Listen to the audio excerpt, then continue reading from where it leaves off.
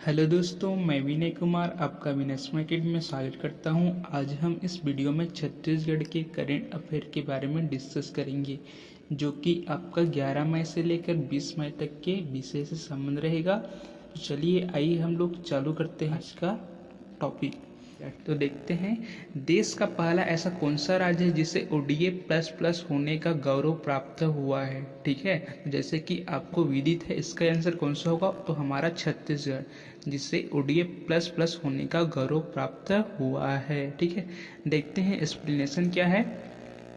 तो छत्तीसगढ़ देश का पहला ऐसा राज्य बन गया है जिससे ओडीए प्लस प्लस होने का गौरव प्राप्त हुआ है। इसके साथ साथ कि फ्री गार्बेज अर्थात गार्बेज मुक्त एक शहर का भी यहाँ पर अवलोकन किया गया था, जिसके तहत जो गार्बेज स्टार रेटिंग प्रोटोकॉल के नतीजों में जो अंबिकापुर है, जो छत्तीसगढ़ की सरगुजा का मुख्यालय है, उसको 5 स्टार रेटिंग मिला है। ठीक है, इसमें आपको 6 जो शहर हैं पूरा देश के, उसके बारे में आपको देखने को मिलेगा।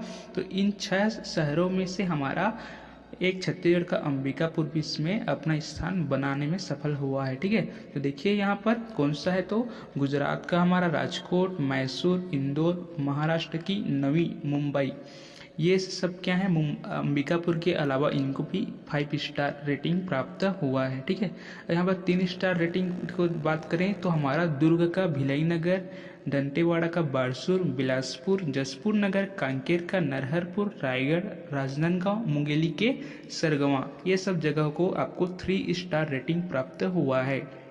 इसके साथ यदि हम लोग 1 स्टार रेटिंग की बात करें तो आपका रायगढ़ जिला का बरमकेला, बेमेतरा का बेल्ला, बालोद का चिखला कसा, कोरबा का कटघोरा और कांकेर का पखानजूर, ये सभी शहर इस 1 स्टार रेटिंग में यहाँ पर अपना स्थान स्थापित करने में सफल हो पाए हैं। ठीक है, तो ध्यान दीजिएगा कि ओडीए प्लस प्लस होने का गौरव आपका छत्तीसगढ़ को प्राप्त हुआ है। ठीक है, देखते हैं अगला हमारा कि छत्तीसगढ़ सरकार ने ग्रामीण इलाकों में हर घर नल के जरिए कौन सा वर्ष तक स्वच्छ पेयजल पहुंचाने के लिए सरकार मिशन मोड पर काम करेगी। तो इसका आपका राइट आंसर कौन सा होगा, तो 2024 मतलब आपका पता होगा कि जन जीवन मिशन।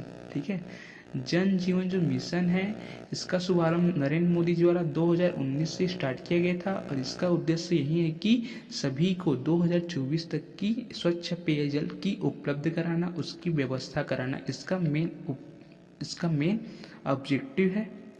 देखते हैं इसका एक्सप्लेनेशन क्या क्या है। जैसे कि मैंने बताया कि नरेंद्र मोदी जी ने इसका शुभारंभ 15 अगस्त 2019 को किया था और 2024 सभी ग्रामीण क्षेत्रों में नल के जरिए स्वच्छ पेयजल का उपलब्ध कराना है। ठीक है, इसके साथ साथ यहाँ पर देखने वाली बात यह है, जानने वाली बात यह है कि इस पाइपलाइन के जरिए हर घर में 55 लीटर प्रति व्यक्ति प्रतिदिन स्वच्छ पानी देने का प्रावधान यहाँ पर किया गया है। ठीक है, इसके साथ साथ केंद्र और राज्यों में जो राशि का जो प्रतिशत है क्या है हमारा 50-50 है। कितना है हमारा 50-50 है। तो यहाँ पर भूपेश बघेल जो सरकार है, छत्तीसगढ़ की जो सरकार है, उनका मानना है कि आप इसका राशि का जो प्रतिशत है उसमें केंद्र का हिस्सेदारी ज़्यादा होनी चाहिए, क्योंकि अभी लॉकडाउन की वजह से जो राज्य की जो स्थिति है बहुत ही कमज़ोर हो गई है। इसके साथ साथ जो बस्तर जो एरिया है वो आदिवासी बहुल एरिया है, इसलिए वहाँ पर सुचारू रूप से पानी की व्यवस्था नहीं हो पाता है। तो इस योजना को, इस मिशन को आप इम्प्लीमेंट करना चाहते हैं यदि वास्तव रूप से, तो राज्य की जो आर्थिक स्थिति को देखते हुए आप अपना जो हिस्सेदारी है 50% से बढ़ाकर उसको आप 75% कर दो।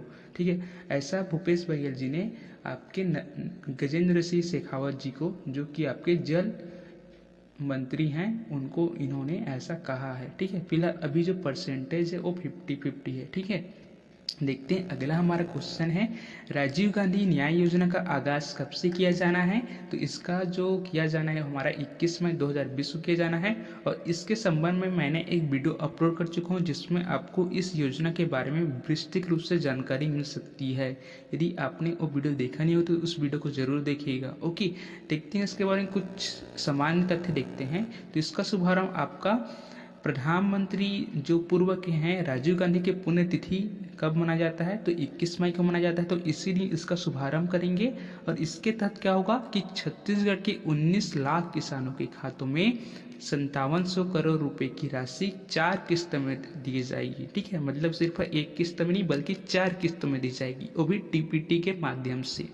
ठीक है, मतलब डायरेक्ट बैंकिंग सुविधा वहाँ पर दिया जाएगा, मतलब खातों में डायरेक्ट किसानों के आ जाएंगे जो किसान पंजीकृत हैं। ओके, चलिए देखते हैं अगला क्वेश्चन हमारा कि छत्तीसगढ़ राज्य में करीबन कितने लाख मानक बोरा तेंदुपत्ता संग्रहण का लक्ष्य इस वर्ष के लिए रखा गया है।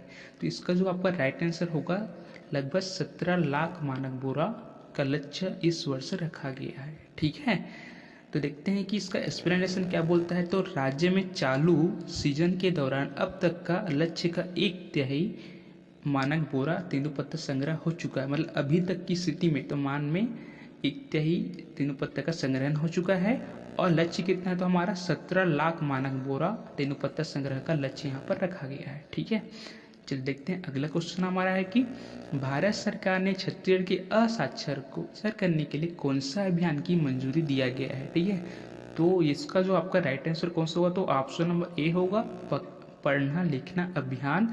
इन्होंने केंद्र सरकार ने मंजूरी दिया है किसके लिए, तो छत्तीसगढ़ के साक्षरहीन व्यक्तियों के लिए। ठीक है, देखते हैं इसके बारे में। तो भारत सरकार ने छत्तीसगढ़ के असाक्षर को साक्षर करने के लिए पढ़ना लिखना अभियान को मंजूरी दिया गया है। ठीक है, अब यहाँ पर लिमिटेशन है एज की, इसको ध्यान दीजिएगा। तो इसके जरिए 15 साल से लेकर 80 साल, ठीक है, 15 साल से लेकर 80 साल के व्यक्तियों को यहाँ पर इसमें प्राथमिकता दिया जाएगा, उनको पढ़ाया जाएगा, उनको साक्षर बनाया जाएगा। ठीक है, और इसमें इसके साथ साथ केंद्र सरकार और जो निर्धारित जो आकांक्षी जिला हैं, ठीक है, इस अभियान को प्राथमिकता दी जाएगी। अर्थात जो छत्तीसगढ़ में जितने भी आकांक्षी जिले हैं जिनकी संख्या आपको 10 देखने को मिलेगी, तो उस 10 जिलों में आपको इस अभियान के बारे में प्राथमिकता देखने को मिलेगी। ठीक है, और यह अभियान जो है ये स्वयंसेवी शिक्षकों पर आधारित होगा। अर्थात जो स्वयंसेवी मतलब जो सेवा करना चाहते हैं शिक्षण के क्षेत्र में, तो वह शिक्षक इसमें इस अभियान में अपना भागीदारिता सुनिश्चित कर सकते हैं। ठीक है, और इसके माध्यम से क्या होगा कि इसके माध्यम से बुनियादी साक्षरता का यह कार्यक्रम सिर्फ ग्रामीण स्तर पर नहीं होगा बल्कि शहरी स्तर पर भी ये दोनों संचालित होंगे। ठीक है, और यहाँ पर छत्तीसगढ़ सरकार द्वारा यह लक्ष्य रखा गया है कि एक वर्ष में करीबन 2.5 लाख लोगों को साक्षर करने का लक्ष्य किया गया है। ठीक है, गौरतलब यह है कि साक्षर भारत जो अभियान है, ठीक है, उसको मार्च हो गया था, बंद हो गया था, तो जिसके कारण जो प्रदेश में जो है वो व्यक्ति साक्षर होने के लिए बच गए थे, तो उसी को फिर से साक्षर बनाने के लिए अर्थात असाक्षर को साक्षर बनाने के लिए यहाँ पर केंद्र सरकार ने छत्तीसगढ़ के लिए पढ़ना लिखना अभियान को मंजूरी दे दिया गया है। ठीक है, देखते हैं चले अगला हमारे छत्तीसगढ़ के नालंदा परिषद का, यहाँ पर परिषद नहीं है परिसर है, इसको सुधार लीजिएगा। परिसर का नाम अब किस महान स्वतंत्रता सेनानी के नाम पर कर दिया गया है, तो इसका आपका राइट आंसर होगा महादेव प्रसाद पांडे। ठीक है, देखते हैं इसके बारे में। तो भाजपा शासन काल के समय हमारा नालंदा परिसर बना था। ठीक है, और नालंदा परिसर कहाँ पर है आपका, तो ये रायपुर में स्थित है। ठीक है, तो ये जो महादेव प्रसाद पांडे जी हैं ये हमारे कौन हैं, तो ये स्वतंत्रता संग्राम सेनानी के साथ साथ ये पद्मश्री डॉक्टर भी हैं। ध्यान दीजिए, क्या पद्मश्री डॉक्टर भी, मतलब इसको पद्मश्री से नवाजा जा चुका है। और आपको कमेंट में ये बताना है कि डॉक्टर महादेव प्रसाद पांडे जी को किस वर्ष पद्मश्री से नवाजा गया है। ठीक है, तो इसको जवाब आप कमेंट में अवश्य कीजिएगा। ठीक है, अब देखिए इसके साथ साथ क्या जाएगा, तो आयुर्वेदिक कॉलेज परिसर रायपुर में उसकी प्रतिमा भी लगाई जाएगी, अर्थात महादेव प्रसाद पांडे जी की भी यहाँ पर प्रतिमा लगाई जाएगी। ठीक है, ओके, चलिए देखते हैं अगला क्वेश्चन हमारा है कि छत्तीसगढ़ में दूसरे राज्यों से वापस आए प्रवासी व्यक्तियों को कितने किलो खाद्यान्न देने का प्रावधान यहाँ पर किया गया है। ठीक है, तो इसका आपका राइट आंसर कौन सा होगा, तो इसका आपका राइट आंसर प्रति सदस्य 5 किलो यहाँ पर दिया जाएगा। ठीक है, ऑप्शन नंबर ए होगा। चलिए देखते हैं एक्सप्लेनेशन क्या बोलता है। तो लॉकडाउन में फंसे अन्य राज्यों से वापस आए ऐसे प्रवासी व्यक्ति जो राज्य और केंद्र की किसी भी योजना के अंतर्गत राशन कार्ड धारी नहीं है, अर्थात कोई भी व्यक्ति जिसके पास राशन कार्ड नहीं है, ठीक है, तो उसको 2 महीने के लिए अर्थात मई और जून के लिए प्रति सदस्य अर्थात एक मेंबर को 5 किलो खाद्यान्न मुफ्त में दिया जाएगा। ठीक है, यही बोला गया है। और इस योजना के तहत अभी जो राज्य सरकार है उन्होंने 10,038 टन खाद्यान्न आपूर्ति भी कर दिया गया है। ठीक है, चलिए देखते हैं अगला क्वेश्चन हमारा कि छत्तीसगढ़ में पहली बार गौठानों में वनोपज की कितने पौधे रोपे जाने की योजना बनाई गई है। ठीक है, तो इसका पर राइट आंसर कौन सा होगा, तो 50 लाख पौधे यहाँ पर बनाए जाने की योजना बनाई गई है। ठीक है, इससे क्या होगा, तो आदिवासियों को रोजगार भी मिलेगा और उनके चहुमुखी विकास के लिए भी ये सहायक होंगे। ठीक है, यही बोला गया है इसमें। चलिए देखते हैं हम लोग, देश में स्थित कौन से राज्य की एम्स ने कोरोना वायरस के जांच हेतु एक नया तकनीक का खोज किया है। तो यह कोई और नहीं बल्कि हमारा छत्तीसगढ़ की राजधानी रायपुर में स्थित एम्स ने नया तकनीक यहाँ पर खोज निकाला है। ठीक है, देखते हैं एक्सप्लेनेशन क्या बोलता है। तो छत्तीसगढ़ स्थित रायपुर एम्स ने रियल टाइम पीसीआर जांच की एक नया टेक्निक विकसित किया है, जो कि पूरा देश में क्या एक नया तकनीक है, अर्थात इस तरह की तकनीक अभी तक बनाया नहीं गया है। फायदा क्या है, तो यह सिर्फ पौन घंटे में कोरोना टेस्ट किया जा सकता है, मतलब सिर्फ पौन घंटे में ही किसी भी व्यक्ति को संक्रमित है या नहीं इसकी पता आसानी से चल सकता है। इसके साथ साथ इसमें एक बार में ही 94 सैंपल की जांच आसानी से किया जा सकता है। और इस जो रियल टाइम पीसीआर है, ठीक है, यदि हम इसको पहले की बात करें जब इसकी तकनीकी खोज नहीं की गई थी, तो उसके पहले जो टेस्टिंग का जो कीमत था वो हमारा करीबन 4500-4200 के आसपास था।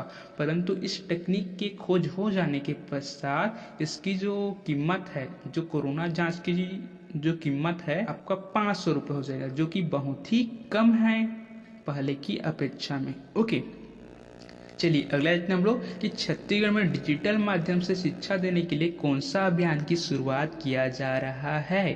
ठीक है, तो इसका पर राइट आंसर कौन सा होगा, तो ऑप्शन नंबर ए चकमक अभियान की शुरुआत यहाँ पर किया जा रहा है। चकमक अभियान से तात्पर्य देखते हैं इसके एक्सप्लेनेशन। तो यह जो अभियान आपके महिला और बाल विकास विभाग की ओर से चलाया जा रहा है। काहे, तो डिजिटल माध्यम से बच्चों को शिक्षा देने के पहल से, इसके साथ साथ उनको तनाव से मुक्त कराने के लिए इस अभियान की संचालन किया जा रहा है। ठीक है, इसका मुख्य उद्देश्य है कि बच्चों को शिक्षा के साथ साथ उनको स्वास्थ्य की भी जानकारी मिले और वो पर्यावरण के प्रति भी क्या बने, जागरूकता लाएं। ठीक है, वो अगले हम लोग पढ़ाई तुहर द्वार वेब पोर्टल में कौन सा कार्यक्रम को शामिल किया गया है। ठीक है, तो इसका जो आपका राइट आंसर होगा option number A I am the one कार्यक्रम को इसके अंतर्गत शामिल किया गया है। तो इस तरह से इस वेब पोर्टल में एक और पोर्टल को डाल दिया गया है, जिसके कारण इसका जो आपका स्वरूप है वो पहले से विस्तृत हो गया है। ठीक है, देखते हैं इसका उद्देश्य क्या है, काहे इसको डाला गया है।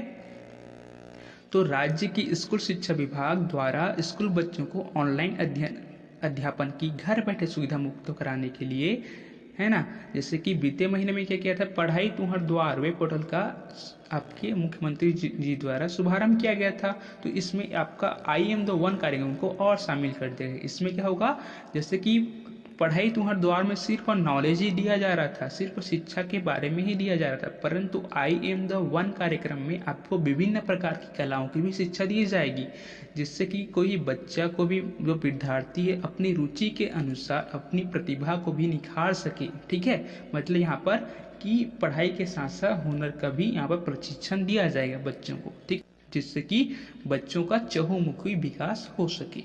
ओके, देखिए अगला हमारा कि सामान्य अर्थात एपीएल राशन कार्ड धारकों को 10 रुपये प्रति किलोग्राम की दर से अधिकतम कितने किलो नमक प्रति राशन कार्ड प्रति महीना की दर से देने का योजना किया गया है। ठीक है, तो इसका आपका राइट आंसर कौन सा होगा, तो आपका ऑप्शन नंबर 2 किलो पर राशन कार्ड प्रति माह देने की प्रावधान यहाँ पर किया गया है। ठीक है, देखते हैं एक्सप्लेनेशन क्या बोलता है।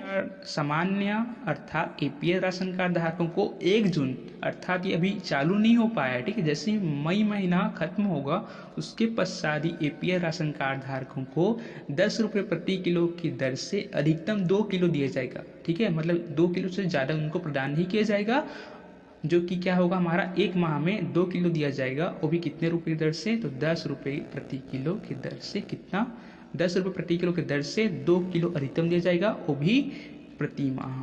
ठीक है, ओके। चलिए देखते हैं अगला क्वेश्चन हमारा कि चालू वर्ष 2020-21 में छत्तीसगढ़ में कितना मानक मत्स्य बीज उत्पादन करने का लक्ष्य रखा गया है। ठीक है, तो इसका आपका राइट आंसर कौन सा होगा, तो ऑप्शन नंबर ए होगा, 285 करोड़ मत्स्य बीज उत्पादन करने का लक्ष्य रखा गया है। यदि हम लोग पिछले की बात करें, 2019 की बात करें, तो हमको कितना मत्स्य बीज का उत्पादन हुआ था, तो आपका 265 करोड़ मत्स्य बीज का उत्पादन यहाँ पर किया गया था। ठीक है, देखिए यहाँ पर बोला गया है कि छत्तीसगढ़ देश के 5 राज्यों कौन कौन सा, उड़ीसा, मध्य प्रदेश, महाराष्ट्र, बिहार, उत्तर प्रदेश के किसानों को मछली बीज का निर्यात करेगा।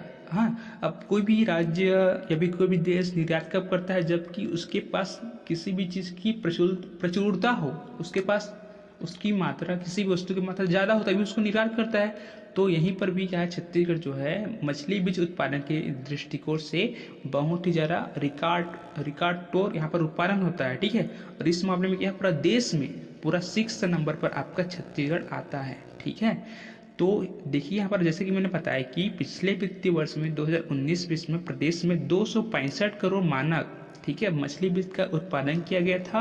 अभी वर्तमान में जो चालू वित्तीय वर्ष है उसमें 285 करोड़ मछली बीज उत्पादन करने का लक्ष्य यहाँ पर रखा गया है। ठीक है, तो प्रदेश में स्थानीय स्तर पर यदि मछली बीज का उत्पादन करेंगे तो जो भी मछली जो पालक किसान हैं, ठीक है, तो जाहिर सी बात है उनको कम कीमत पर क्या मिलेगा, मछली बीज को उनको प्रोवाइड किया जाएगा।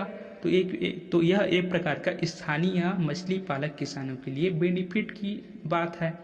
ठीक है, इस लक्ष्य को प्राप्ति करने के लिए जो व्यक्ति हैं, निजी जो कंपनी है और सरकारी कंपनी है, इसके साथ छत्तीसगढ़ मत्स्य महासंघ के माध्यम से तैयारी चालू कर दी गई है। ठीक है, ताकि वो अपने लक्ष्य को प्राप्त कर सके। कितना लक्ष्य है इस वर्ष में, तो 285 करोड़ मछली बीज का उत्पादन करने का लक्ष्य रखा गया है। ओके, चलिए देखते हैं अगला क्वेश्चन हमारा, देश का दूसरा सबसे बड़ा कोयला उत्पादक राज्य कौन सा है, तो इसका आपका राइट आंसर कौन सा होगा, तो छत्तीसगढ़ इसका आपका राइट आंसर होगा।